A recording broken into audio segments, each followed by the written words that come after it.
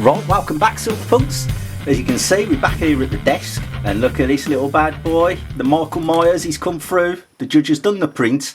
If you've seen the first part of the video in this series for Serpent Silver, it's a viewer request. Serpent Silver requested if we could do some more classic horror stuff. So here we go. Judge has done the 3D print, as you can see now. He designed it, done the 3D print, and there he is. Look at Michael Myers. There he is, little latex mask guy. And it's come out really well. Loving the little bit of his hair there and his features. So yeah, very pleased. As you can see, he's done me a barrel pour again, 3 centimetres. So I got something to hold on to, like we've discussed in the other videos.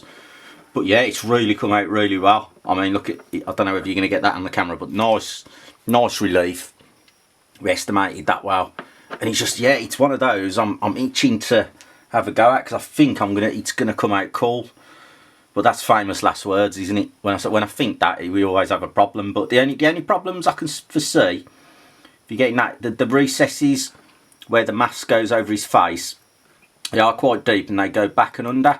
So I might have to pack out a little bit of sand in there. We'll see. We'll suck this one and see, because we'll go through it and see, because some might come off, and like the back there and maybe pack that slightly, just so we've got something interesting going on rather than it just being plain. But yeah, really looking forward to it. Going to do it nice and thick. We'll do a nice chunky one because we have got this. So yeah, guys, so I thought I'd give you a quick run through of the 3D print, what we're going to be working with. So what I'm going to do now in the next part of this series for Serpent Silver is going to do the sand casting, get them ready for the pour. So hope you enjoyed that very quick run through of the 3D prints, what we got to work with, and I'll crack on now and get the next part of the process sorted. Cheers.